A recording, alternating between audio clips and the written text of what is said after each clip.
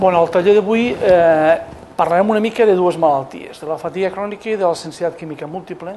Ja ho sabeu que són malalties que s'han afegit a dintre dels síndromes de sensibilització central i que tenen unes diferències concretes amb les altres, sobretot amb la fibromiàlgia, que continua sent la malaltia més prevalent. Sabeu que si es parla de diferències d'incidència, la fibromiàlgia afecta entre el 2 i el 4% de la població, la fatiga crònica del 0,3 al 0,7% i la sensibilitat química múltiple no tenim incidència, però sí que us puc dir el que estem veient actualment a la província de Lleida. Pensem que de fibromiàlgia podria haver uns 15.000 afectats a la nostra província, de fatiga crònica entre 600 i 1.000, i de sensibilitat química actualment a la unitat de fibromiàlgia de l'Hospital Universitari de Santa Maria atenem unes 100 persones. Són malalties que han anat en augment.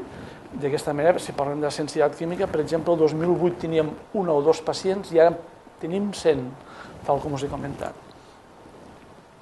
Són malalties que ara una de les darreres novetats és que s'han integrat dintre dels síndromes de sensibilització central. Per què? Perquè han vist que hi ha un grup de malalties que comparteixen els mateixos símptomes, que potser també l'origen i a més comparteixen també algunes proves diagnòstiques i el tractament. Continuen sent malalties invisibles per molts motius. Són malalties emergents. Què vol dir això? Que malgrat que ja se'n parlava anys enrere, fa molts i molts anys, fins i tot el segle passat ja es parlava de gent que estava cansada, però com a definició és molt recent, són malalties recents. Són complexes perquè encara hi ha molta confusió sobre elles, són desconegudes perquè no hi ha massa sabut d'elles, malgrat que s'està estudiant, i a més, tal com us he dit abans, són malalties invisibles, cap d'elles. No les podem detectar ni amb anàlisis ni amb cap pobra d'imatge. Costa molt demostrar-les.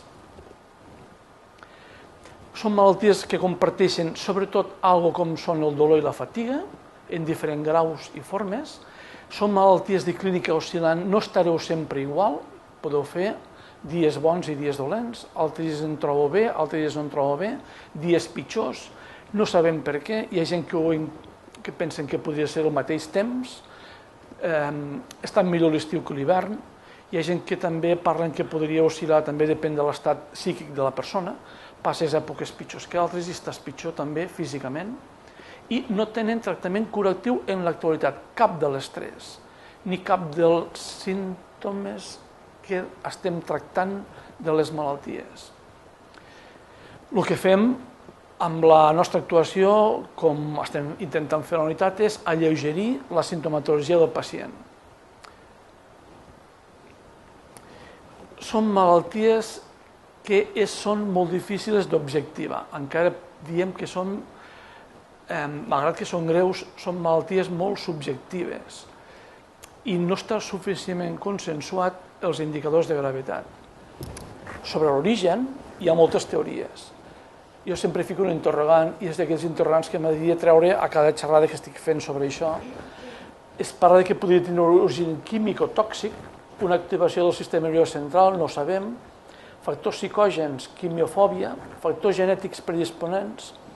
Està clar, la predisposició genètica pot ser més a la fibromiàlgia que les altres, perquè és bastant típic trobar famílies on hi ha afectats mares, padrins, cosins, tietes, no tant a la fatiga crònica ni a la sensibilitat química, i altres causes que desconeixem del tot.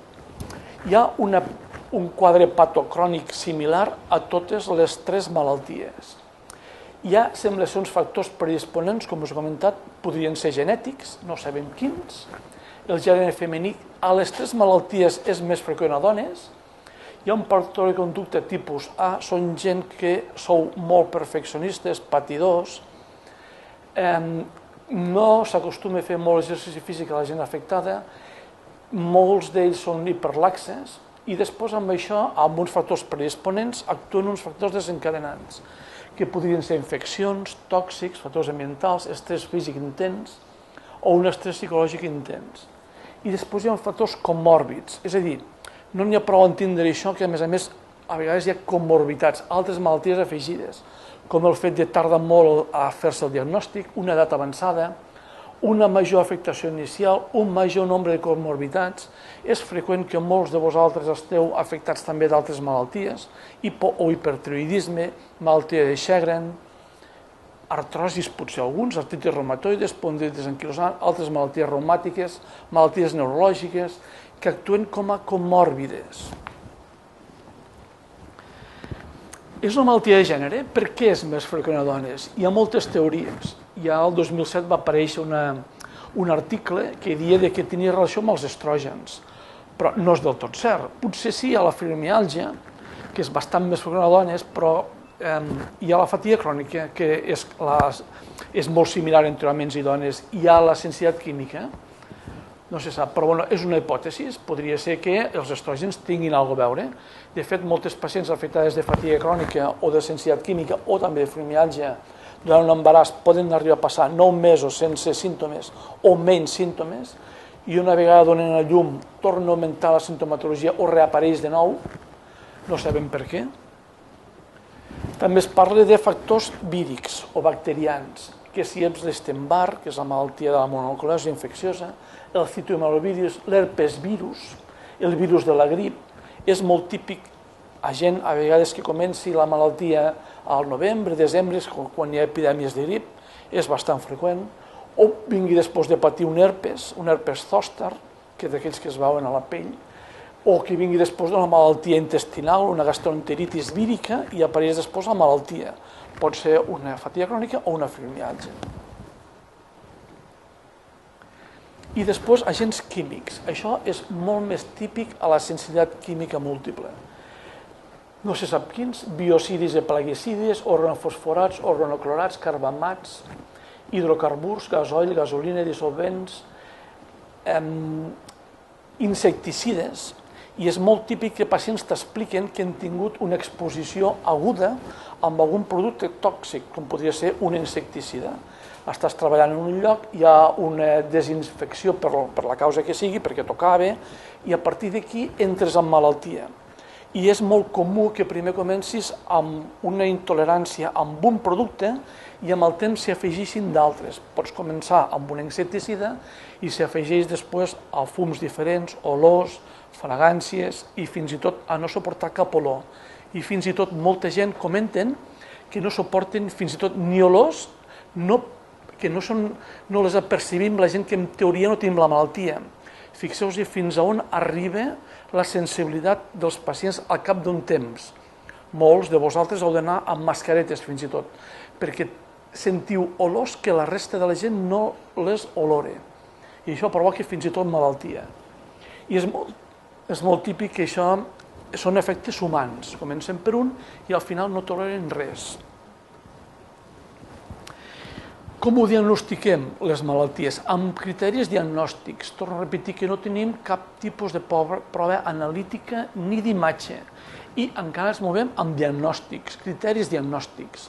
Per la fibromiàlgia encara utilitzem els del 1990, malgrat que el 2010 n'han sortit uns altres, del Wolfen, que parla de que els punts no són tan importants com els símptomes, i això és important.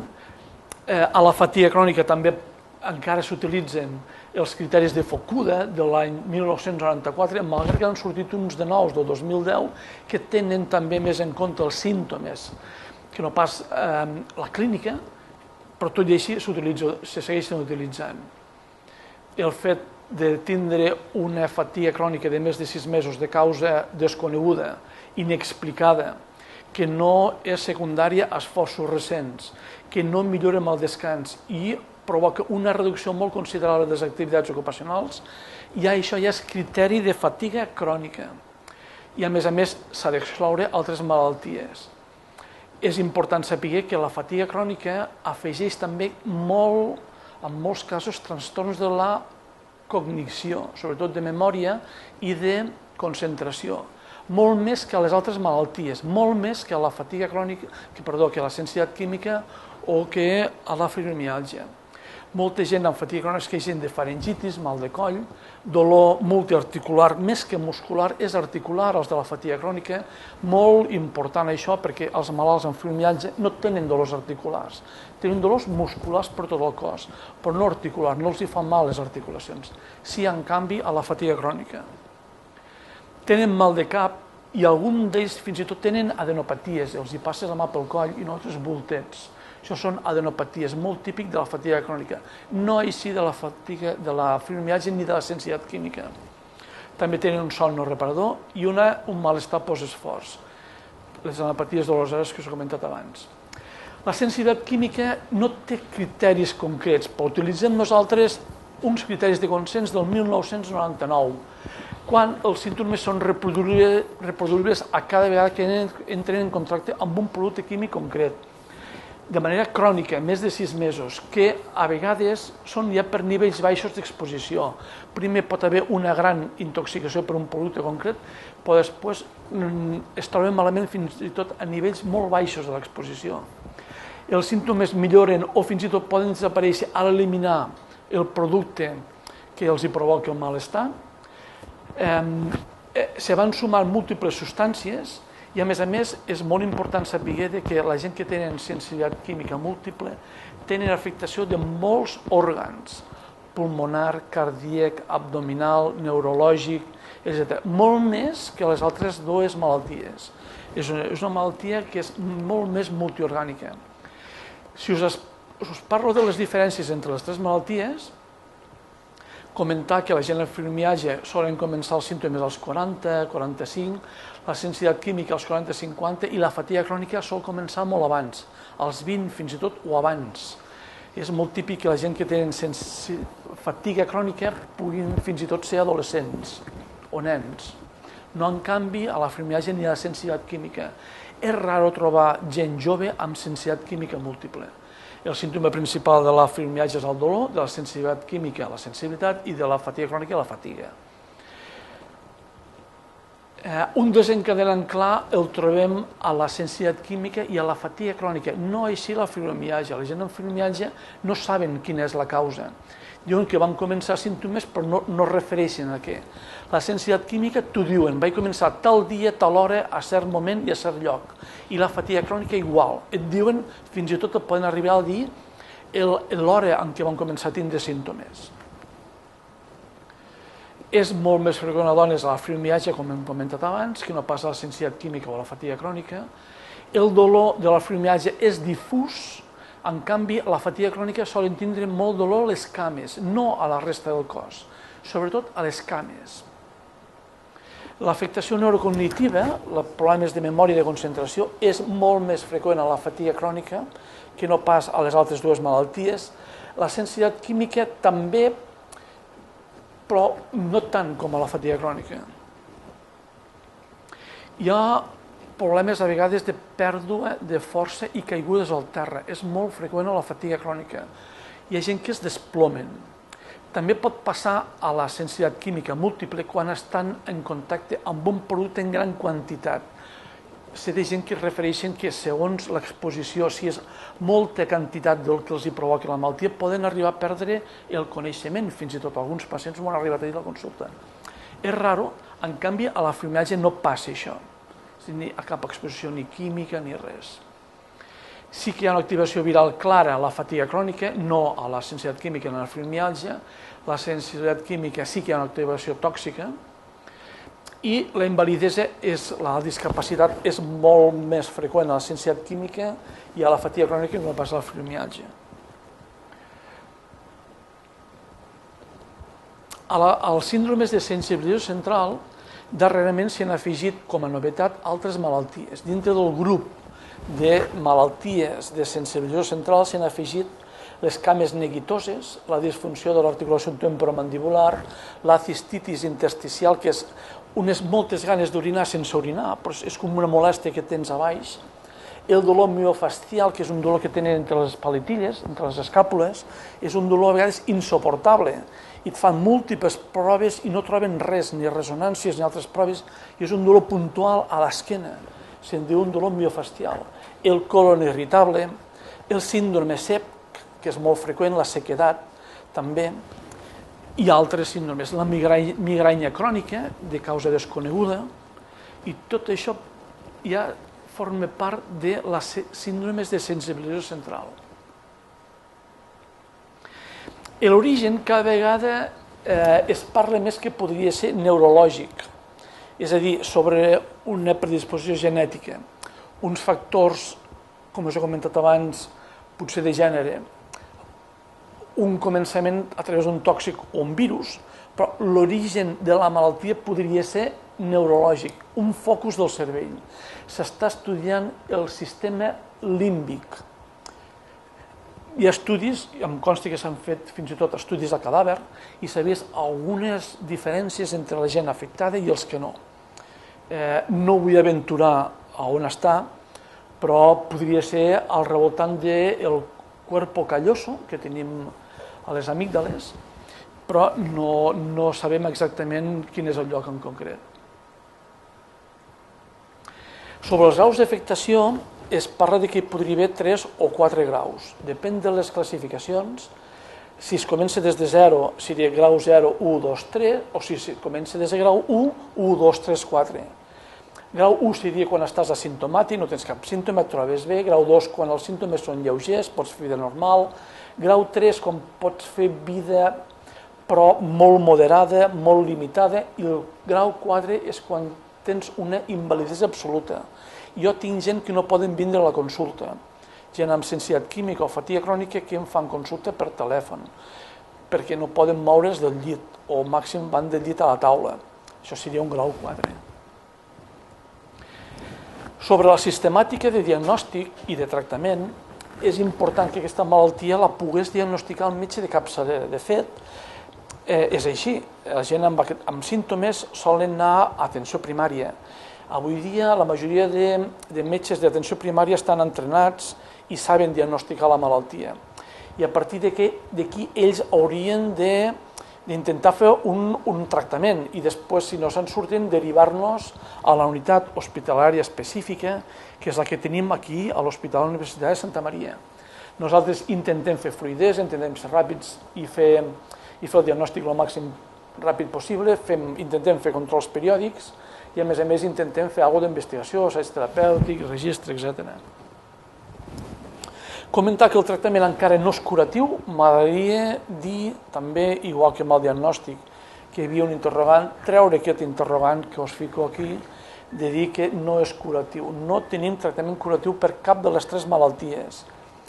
El tractament continua sent simptomàtic, de suport, i amb aquest base en intentar reduir la fatiga i el dolor és molt important tractar els 2 símptomes principals que continuen sent la fatiga i el dolor, molt important, millorar l'activitat física i millorar, en resum, la qualitat de vida de la gent afectada.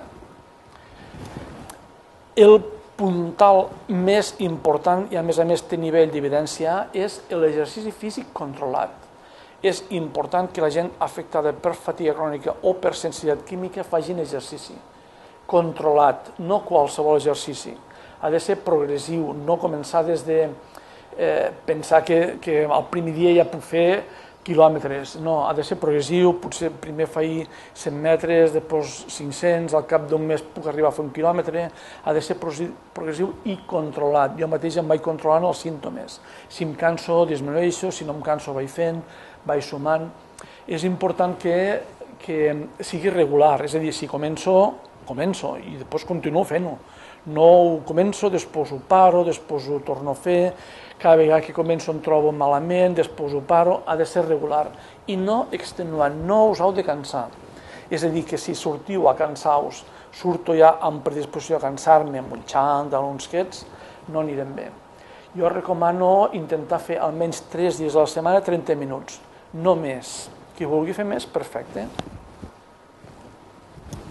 L'altre puntal és a la teràpia cognitiu-conductual, importantíssim. Això nosaltres ho tenim amb una psicòloga a la nostra unitat que fa la teràpia cognitiu-conductual. Es basa en millorar la cognició, la memòria i la concentració i, a més, intenta adaptar el pacient amb una milloria de la qualitat de vida. És important que sigui personal qualificat. No tothom serveix per fer teràpia cognitiu-conductual. I ha de ser llarg. No és una sola visita, ha de ser bastants dies de tractament. Sobre la sensibilitat química té un apartat diferenciat. No és el mateix que les altres dues malalties. La sensibilitat química necessita aïllament. És difícil, perquè és difícil aïllar-te de tot. És difícil aïllar-te dels aliments, de la neteja, de la cosmètica, de fàrmacs, ambiental. És molt difícil. Nosaltres aquí també tenim el servei d'infermeria que dona recomanacions sobre la sensibilitat química. Dona consells sobre les mascaretes, que són les millors, aquestes millor que les altres. Dona també consells sobre productes de neteja a utilitzar a casa, productes d'higiene personal. A més, nosaltres hem tingut darrerament la iniciativa quan veniu a consultes externes, d'intentar fer un lloc sensible a la sensibilitat i moltes altres iniciatives. Intentem també que el vostre lloc de treball s'adapti a les condicions vostres i, si no és així, també intentem que sostingui en consideració quan aneu a demanar ajuts per discapacitat. Sobre fàrmacs per les malalties no n'hi ha cap. És a dir, que hi ha algun fàrmac que ajudi a les malalties, en principi cap de demostrat. Sí que és cert que la gent que a la vegada que tenen fibromiàlgia, fatiga crònica o sensibilitat química, tenen depressió, intentar prendre algun antidepressiu. És millor els que són comprimits que no pas en càpsules, perquè molta gent amb sensibilitat química no toleren la càpsula, i millor comprimits, i a vegades xafats, i que no porten excipients. Ansiolítics i ansietat, cortisona va bastant bé per la fatiga crònica, no per les altres dues malalties, una cosa curiosa. Els antiinflamatoris també es poden donar si hi ha un component inflamatori afegit. Relaxants musculars si hi ha un component de tensió muscular. I només per la fatiga crònica s'ha provat antivírics i antibiòtics, i en algun cas ha anat bé. Sobretot aquells que tenen clarament un inici amb citomegalovirus o Epstein-Barr. S'han donat antivírics i en algun cas ha anat bé. La gent que han tingut una gastroenteritis per una salmonel·la o altres bactèries s'ha donat antibiòtics i alguns han millorat. Però ja us dic, només amb la fatiga crònica. El que recomanem és tractament multidisciplinari. No val a ser tractats per un sol professional. Recomanem que sigui multidisciplinari, com ho fem a la unitat de l'Hospital Universitari de Santa Maria de Lleida, en la qual actuem reumatòlegs, psicòlegs, fisioterapeutes, infermeria. Ens agradaria també que hi pogués haver llicenciats en esport. Nosaltres hem fet algun estudi amb gent d'INEF, d'aquí Lleida, i encara ho estem fent, com hem fet amb estudi amb cavalls. També hem estat en contacte amb teràpia ocupacional, s'ha fet alguna activitat amb alguna empresa, i també ens agradaria poder disposar de gent de medicina interna, sobretot per la fatiga crònica i també per la sensibilitat química. Ens ajudem també dels al·lergòlegs, per alguns casos. De fet, molta gent amb sensibilitat química els hem fet visitar per al·lergòlegs. Malgrat tot, no s'ha trobat res, però insistim en que el servei d'al·lergologia hi estigui al damunt i em consta que ja està. I sobre el futur de les malalties, el que penso jo és que aniran en augment. De fet, ho estem veient. Jo no hi ha dia que vegi gent nova. No hi ha dia que no vegi gent nova de les malalties, sobretot de fibromiàlgia. 1, 2, 3 pacients nous. De fatiga crònica no en veiem tants, però en anem veient de tant en tant algun, i de sensibilitat química, com us he comentat abans, va en augment. Jo de tindre'n 2 a tindre'n 100 és que l'augment és important. I el que ens trobem més és que gent diagnosticats en el seu temps de fibromiàlgia o fatiga crònica acaben tinguent la tercera malaltia, que és la sensibilitat química. I és el que estem veient més. És a dir, que és com si s'anessin sumant malalties. Com també veiem que s'hi sumen les cames inquietes, la migranya, el síndrome sec, el colon irritable, la cistitis intersticial, etc. És a dir, que van en augment. S'està estudiant molt, sobretot, la causa genètica. Jo tinc esperances de que trobarem el gen causant, sobretot de la fibromiàlgia, que és el que s'està estudiant més, perquè ja us dic que hi ha famílies on hi ha diversos membres i no passa amb la fatiga crònica. La fatiga crònica és rar que en una mateixa família hi hagi dos afectats. És raríssim, però amb la fibromiàlgia sí, mares, filles i familiars de primer ordre. S'està fent un banc d'ADN que està a Salamanca, en el qual hi ha fins i tot sang d'alguns pacients de la nostra unitat. S'està estudiant. S'està estudiant molt neuroimatge, sobretot a nivell de ressonància funcional. S'està fent estudis amb PET i en algun lloc ja s'està fent teràpia gènica. Als Estats Units s'està fent un intent en teràpia gènica i amb tractament biològic. S'ha fet estudis amb rituximab, sobretot per la fatiga crònica, i també al Vall d'Hebron estan fent estudis amb alfa-1 antitripsina. Hi ha un grup de pacients que tenen dèficit d'alfa-1 tripsina i el Servei de Fatiga Crònica del Vall d'Hebron estan fent un estudi experimental de manera endovenosa amb aquest producte. Estem esperant resultats. I això és el que us volia comentar.